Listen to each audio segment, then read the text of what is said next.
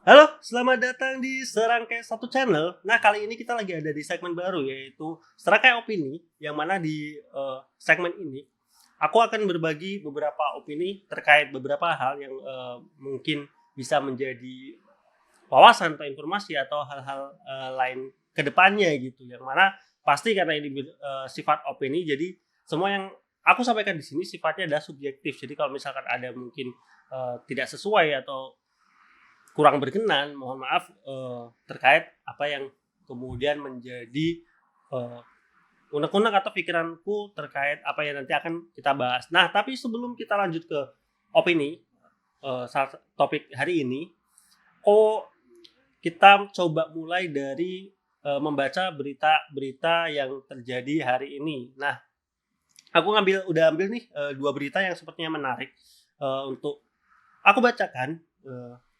Yang pertama, kita ini rekaman tanggal 25 Juni 2022 hari Sabtu, tepatnya jam 12 siang. Semoga berita atau opini ini tayang nggak jauh dari hari ini ya. Jadi kita atau teman-teman yang nonton atau sahabat Serangga Satu yang nonton tuh juga up to date terhadap beritanya. Yang pertama kita ambil dari detiknews.com. Ini tanggal 25 Juni. Beritanya adalah pilu ibu-ibu muda cari kenalan di Facebook malah kena tipu. Jadi ini ada berita terkait penipuan. Jadi Kapolsek Neglosari Kompol Putra Pratama mengungkapkan modus Muksin mencari targetnya. Jadi Muksin ini adalah pelakunya sepertinya. Muksin mencari korban di Facebook lalu mengajaknya berkenalan hingga kopi darat. Korban yang disasar adalah ibu-ibu muda yang status Facebooknya single atau profile picture-nya sendiri. Jadi ini modus-modus kenalan yang mungkin niatnya secara modus operandinya ingin dinikahi tapi ternyata penipuan. Jadi di sini dituliskan Muksin kemudian mengajak korban untuk bertemu. Selanjutnya Muksin mengajak korban ke Tangerang dengan alasan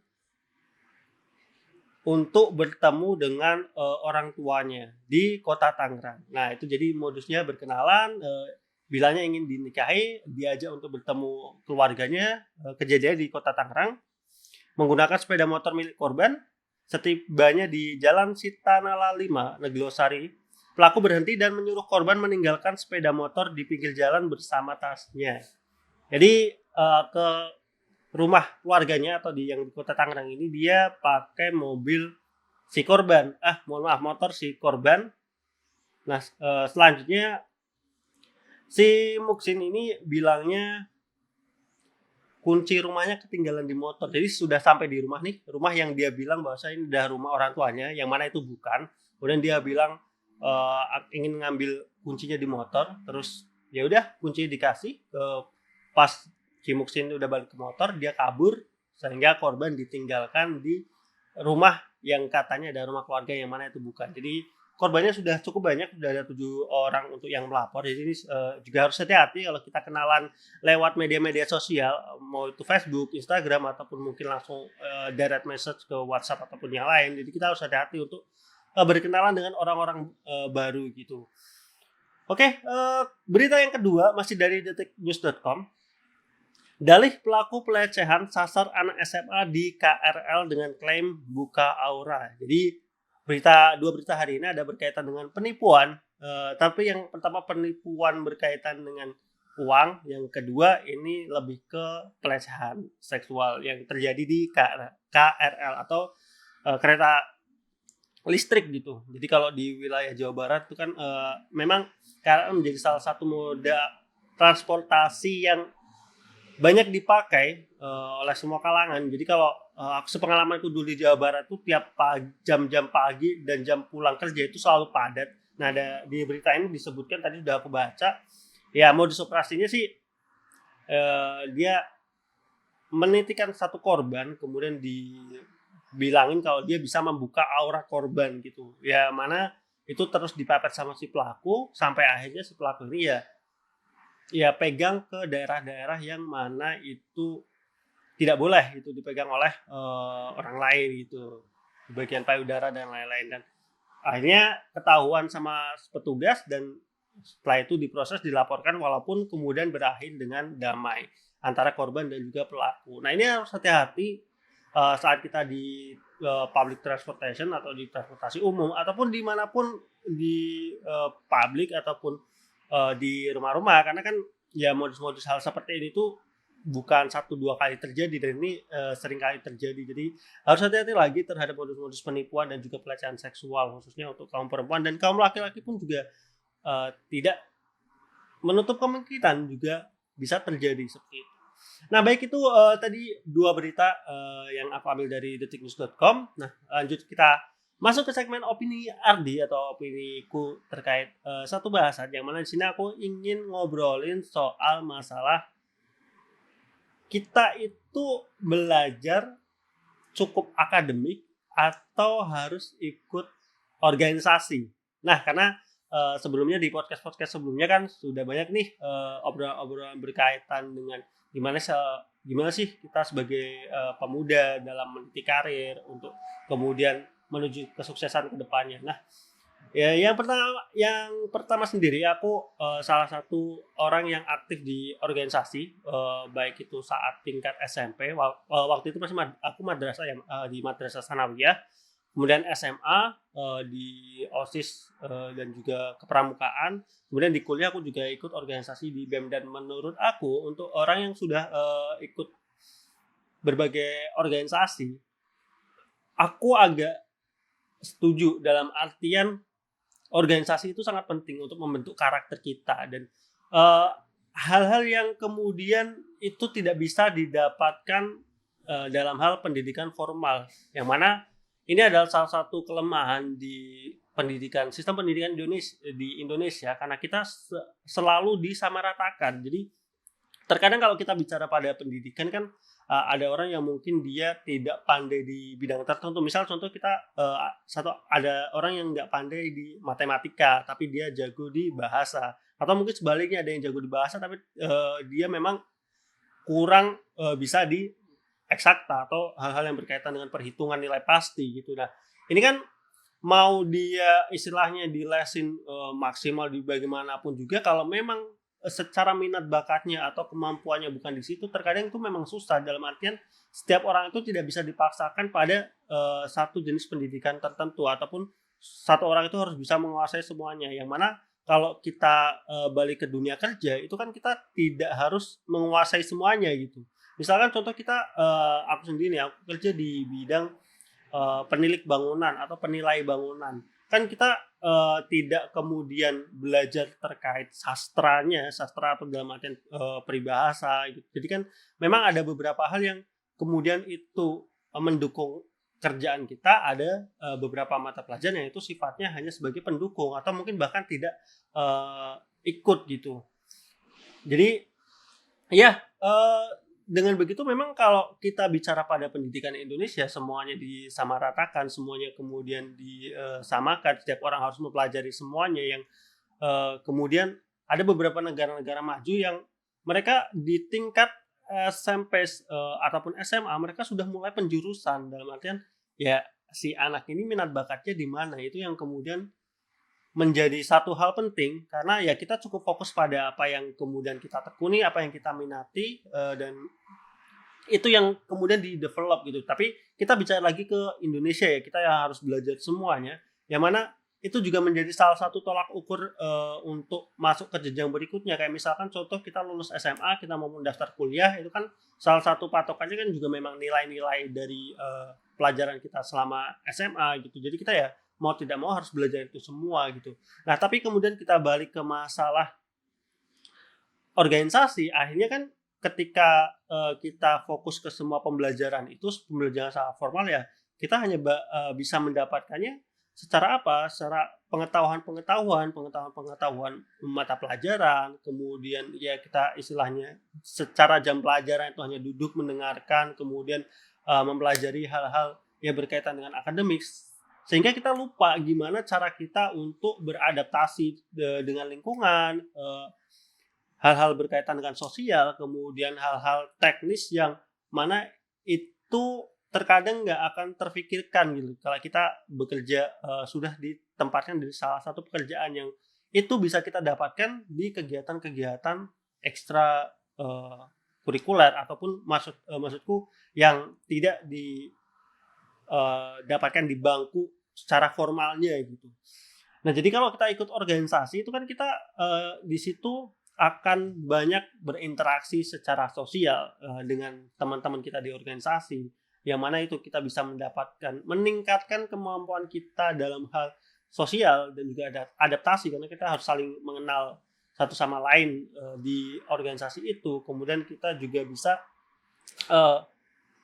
ya bisa secara pribadi head to head untuk mengenali karakter masing-masing. Karena kan kalau kita bicara di pendidikan formal kan ya kita tidak banyak diajarkan hal itu gitu. Gimana cara kita saling mengenal orang lain. Ini akan sangat mendukung pada saat kita di dunia kerja, kita ditempatkan di tempat yang baru, kita belum kenalan dengan orang-orang baru. Kalau di sekolah kan kita ya memang dipaksa untuk saling berkenalan di awal kan, karena semuanya kan baru ya, semuanya bareng masuknya.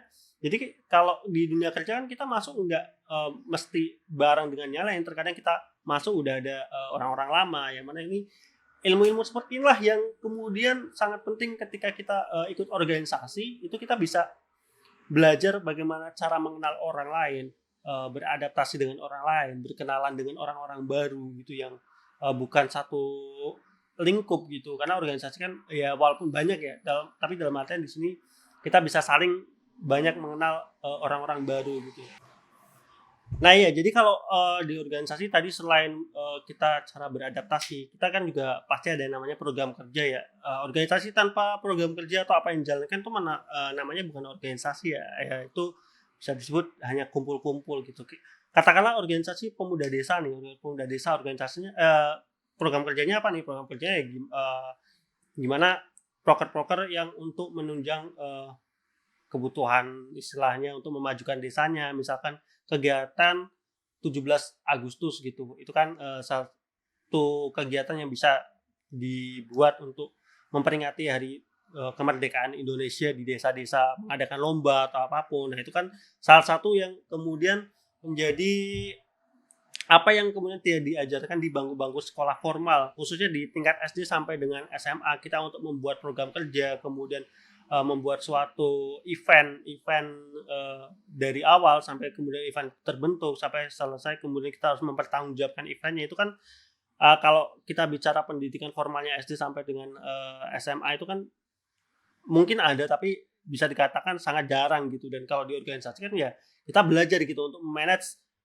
Yang pertama kita harus belajar membuat visi dalam artian organisasi itu kan kepengurusannya biasanya ada yang per tahun, ada yang mungkin setengah tahun atau yang mana itu tidak dibatasi tahunan untuk pergantian kepengurusan gitu. Dan di situ kan kita belajar untuk gimana sih apa yang akan kita buat dalam 1 tahun ke depan gitu. Program kerja kan nggak kemudian bulan depan aku pengen bikin apa ya? Bikin ini. Nanti kalau sudah selesai, bulan depan lagi aku bikin apa? Enggak. Tapi kan kalau di organisasi itu biasanya kita udah merencanakan nih dalam setahun itu apa aja yang akan kita buat, apa yang akan kita capai gitu. Jadi yang pertama kita belajar untuk merencanakan sesuatu ya yang lebih jauh ke depan gitu, tidak hanya bersifat eventual saja, tapi ya dalam 1 tahun itu kita sudah merencanakan mau bikin apa aja. Ini salah satu yang kemudian kalau di dunia kerja sendiri ya hal-hal seperti ini kemudian yang dicari perusahaan gitu. Jadi artian kita nggak cuma ngikutin apa yang terjadi hari ini, tapi kita juga bisa memberikan banyak masukan untuk kedepannya gitu. Jadi tidak hanya bersifat sementara gitu. Jadi dari mulai merencanakan, kemudian dalam sampai ke hari H itu kan butuh tuh yang namanya persiapan, dananya bagaimana, kemudian apa saja yang dibutuhkan, gimana caranya event ini bisa terlaksana dengan sukses. Itu kan masuk dalam hal tahap perencanaan itu. Kemudian misalkan butuh pendanaan, butuh apa? Fundraising, pengumpulan dananya gimana? Misalkan nyari bantuan atau misalkan mau cari uang dengan cara jualan barang ataupun gimana itu kan, atau jualan makanan. Itu kan hal-hal yang kemudian kita di situ juga belajar bagaimana menjadi entrepreneur ataupun berwirausaha gitu. Wirausaha jualan makanan itu kan hal kecil tapi dampak kedepannya sangat besar gitu. dari hanya satu event saja kita udah belajar banyak banget gitu.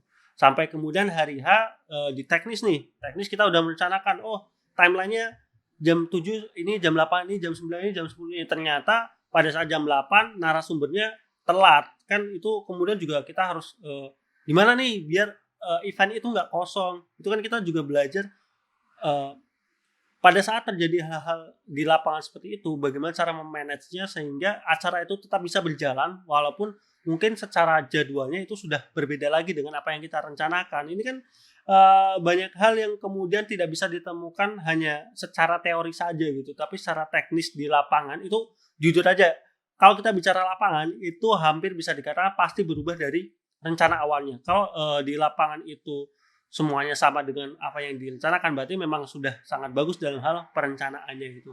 Tapi kalau kita bicara lapangan seringkali memang, banyak hal berbeda ya, seperti hal contohnya kecil aja kayak gitu. Jadi yang harusnya jam 8 gara-gara narasumbernya terlambat, telat kan banyak, hal ya, misalkan katakanlah mungkin macet, ban bocor, atau apapun kan yang, menjadikan narasumber ini telat tuh banyaklah, faktor-faktornya gitu. Dan ya kita, sebagai panitia, atau timnya yang, membuat event itu kan harus kemudian berpikir ulang gimana caranya event ini harus tetap berjalan tanpa ada jam kosong, tanpa ada jeda waktu sehingga, event tetap bisa berjalan dengan maksimal dan juga si narasumber pada saat narasumber bisa datang itu tetap bisa mengisi ataupun mungkin bagaimana, caranya lah event itu bisa berjalan. Nah itu kan hal-hal yang kemudian hanya bisa kita temuin di lapangan, salah satu nilai positif dalam kita ikut di, organisasi atau kepanitiaan event gitu.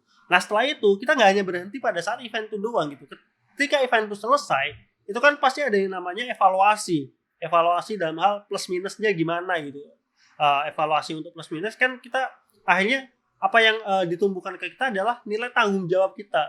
Kita tidak hanya menjalankan kegiatan itu, event itu selesai beres, enggak, tapi kita harus bertanggung jawab nih. Bertanggung jawab dalam hal apa? Bertanggung jawab dalam hal, follow up-nya bagaimana gitu. Setelah event itu selesai, apa nih yang, kemudian menjadi permasalahan mungkin saja, ada masalah-masalah yang ditinggalkan atau kemudian ada hal-hal yang kemudian belum selesai, itu kan kita nggak bisa lepas tangan saja, kita harus menyelesaikan semuanya sampai benar-benar selesai. Kalau organisasi ini, di bawah satu kepengurusan, misalkan OSIS nih, OSIS itu kan masih di bawah sekolah, artinya ketika, event itu selesai, pertanggungjawaban kita ya juga kita harus bertanggung jawab terhadap sekolah. Jangan sampai kita hanya melakukan kegiatan, tapi di belakangnya buntutnya ada banyak permasalahan, kemudian kita lepas tangan.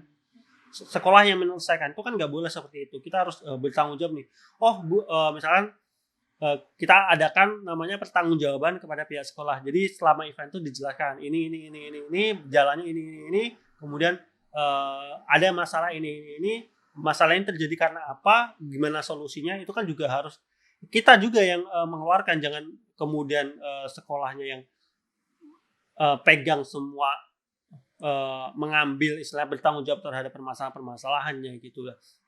Ini yang kemudian kalau kita, bicara masuk lagi ke, dunia pekerjaan karena ya balik ke tadi ya yang aku sampaikan bahwasanya organisasi atau menjadi seorang aktivis itu peluang, ke depannya untuk survive itu sangat besar gitu di dunia, pekerjaan gitu. Jadi kalau kita udah masuk ke dunia pekerjaan, kita jadinya itu nggak cuman kerja hanya menyelesaikan pekerjaan kita gitu. Kita kerja hanya untuk cari, uang, istilahnya kerja untuk dapat uang, kita mengerjakan apa saja yang kita kerjakan untuk dapat uang, enggak. Jadinya kalau kita kerja itu ya kita merasa memiliki perusahaan itu gitu. Itu yang kemudian, nggak banyak orang bisa jalanin hal itu gitu. Kalau kita ditempatkan di perusahaan, kita hanya kerja sebatas kerja, melakukan apa yang kita kerjakan, ya kita hanya akan ya udah kita hanya akan, selalu berada di posisi itu gitu. Ya udah kita dalam katakanlah kontrak setahun, pekerjaan kita A, kita hanya mengerjakan A aja gitu. Ya dari atasan pun ngelihat kita, oh ya udah ini bagus, kerjanya semua selesai, tapi ya udah just hanya sebatas itu gitu. Nggak ada improvement yang kemudian bisa ditawarkan ke kita gitu. Kalau kita kemudian bisa merasa bahwasanya kita punya perusahaan itu, merasakan ya, bukan dalam artian kita sebagai bos, tapi kita tetap sebagai karyawan, tetapi karena tadi kita sudah punya nilai-nilai, tanggung jawab, terhadap pekerjaan kita, ya kita jadinya merasa, oh, kita dapat pekerjaan A, tapi kita tahu bahwasanya kita bisa lebih daripada A itu.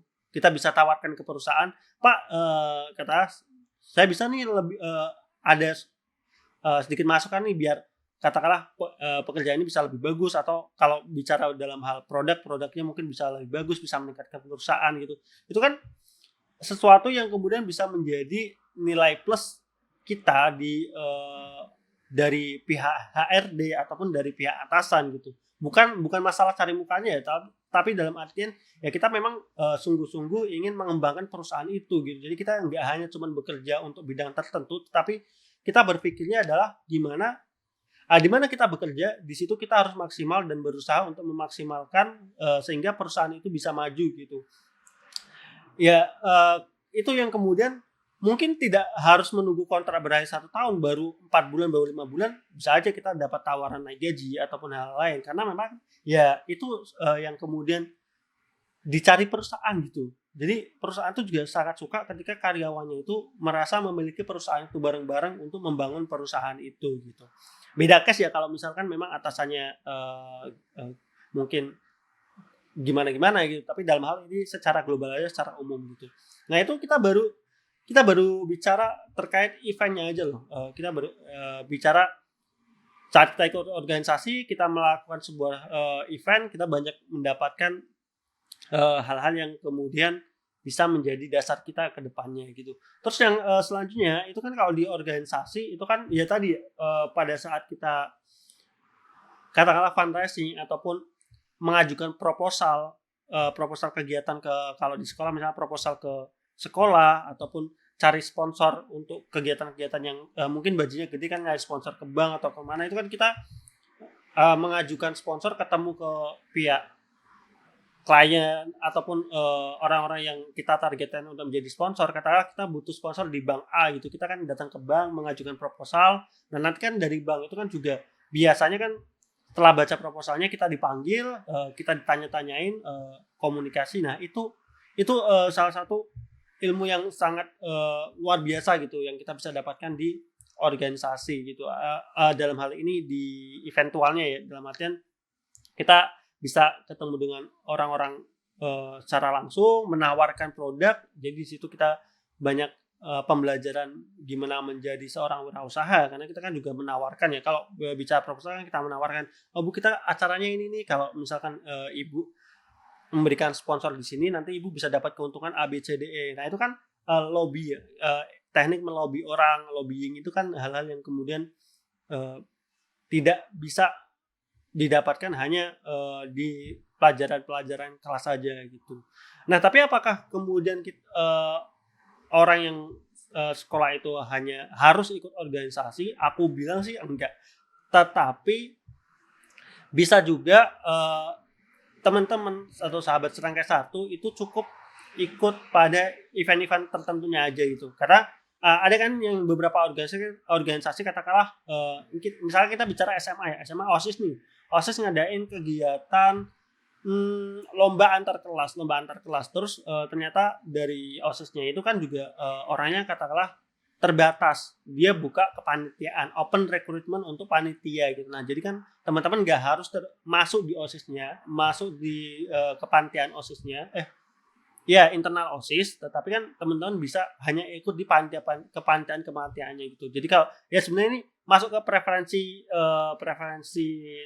para sahabat Serangkai 1 ya, apakah memang mau masuk di bagian tim intinya, ikut organisasi utamanya, atau ikut kepanitiaan-kepanitiaannya aja, jadi hanya ikutnya secara kepanitiaan aja, itu menurutku udah cukup sih, dalam artian ya selama tidak cuman belajar-belajar aja, ikut di kepanitiaan tertentu aja, itu sudah sangat bagus dalam artian membentuk kemampuan soft skill kita yang lainnya gitu, yang tidak bisa didapatkan di bangku sekolah secara umum atau secara formalnya gitu. Jadi itulah banyak kalau kita bicara terkait peningkatan, karena kan kalau tadi yang aku sampaikan kebanyakan berkaitan dengan peningkatan soft skill-nya di luar hard skill-nya. Jadi kalau peningkatan soft skill-nya ya kita memang nggak harus cuman organisasi di kepanitiaan, atau misalkan nggak organisasi yang formal, bisa aja organisasi kumpulan-kumpulan yang informal gitu,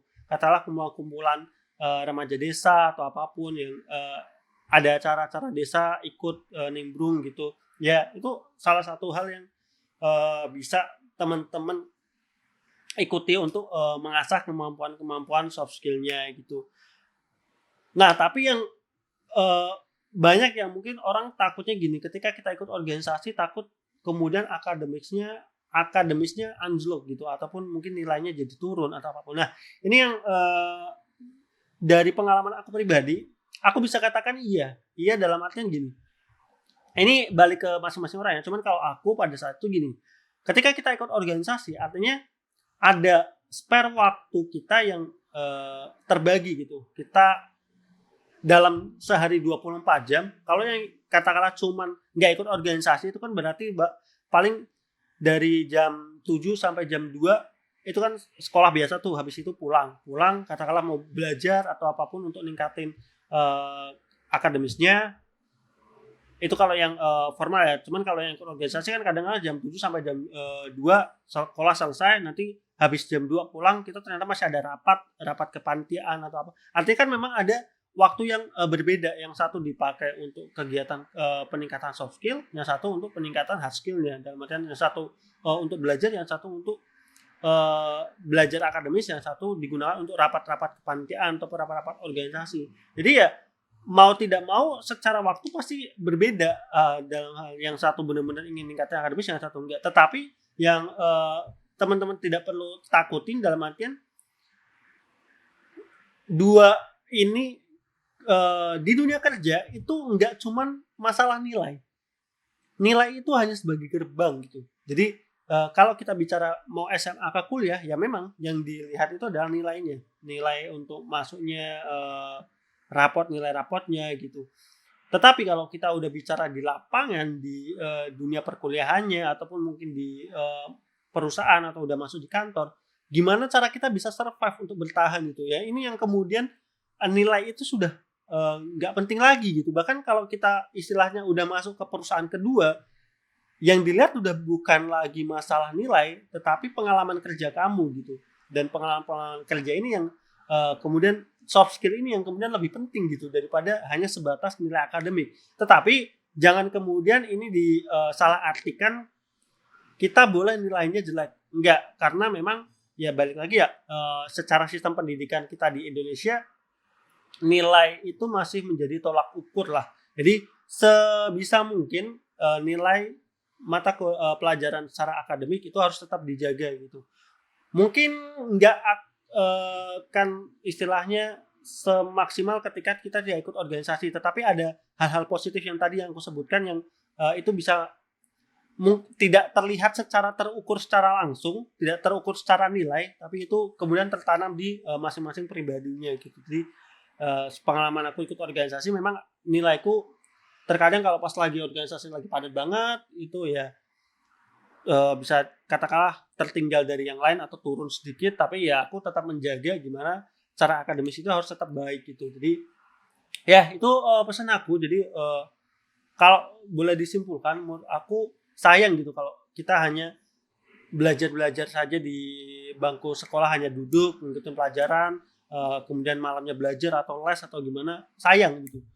Lebih baik kita coba belajar gitu, tingkatin ikut-ikut kegiatan, kepanitiaan, atau mau ikut organisasi ataupun hal lain yang itu bisa meningkatkan kemampuan kita di luar bidang akademis gitu. Pun kalau misalkan katakanlah habis sekolah bantu orang tua jualan atau apapun dan tidak ada waktu ikut-ikut organisasi, itu ya nggak apa-apa, karena artinya kan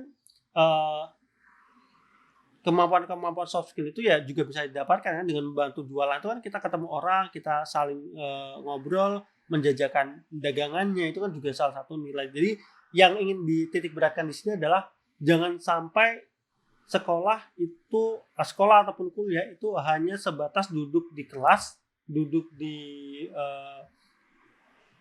bangku kuliah, dengerin materi, kemudian mempelajari materi itu saja, dan kemudian pulang tidur ataupun belajar tidur, kemudian besoknya udah berangkat sekolah lagi. Jangan, sayang gitu kalau belajar hanya istilahnya bangku sekolah hanya digunakan untuk belajar secara akademis saja. Perlu ditingkatkan soft skill yang lain yang mana itu tidak banyak bisa didapatkan secara pendidikan formal, khususnya di pendidikan Indonesia gitu.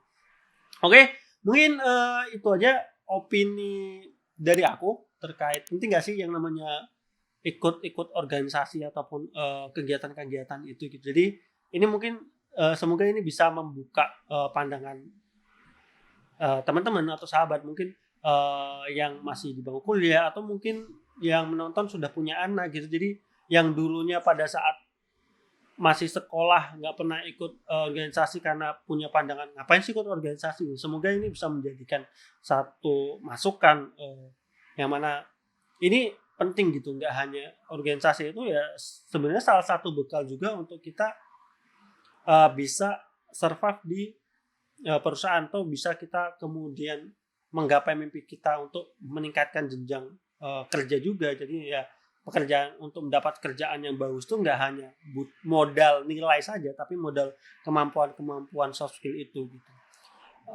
Terakhir mohon maaf kalau misalkan ada salah-salah dari apa yang aku sampaikan. Itu semuanya sebatas pada pengalaman aku dan juga opini aku. Nantikan opini Ardi ataupun serangkai opini lainnya di segmen atau di channel Serangkai 100 channel. Jangan lupa like, komen, dan subscribe. Kalau misalkan ada masukan ataupun koreksi dan lain-lainnya bisa tuliskan di komentar. Terakhir, tetap nantikan konten-konten lainnya di Serangkai 1 channel. Bye-bye.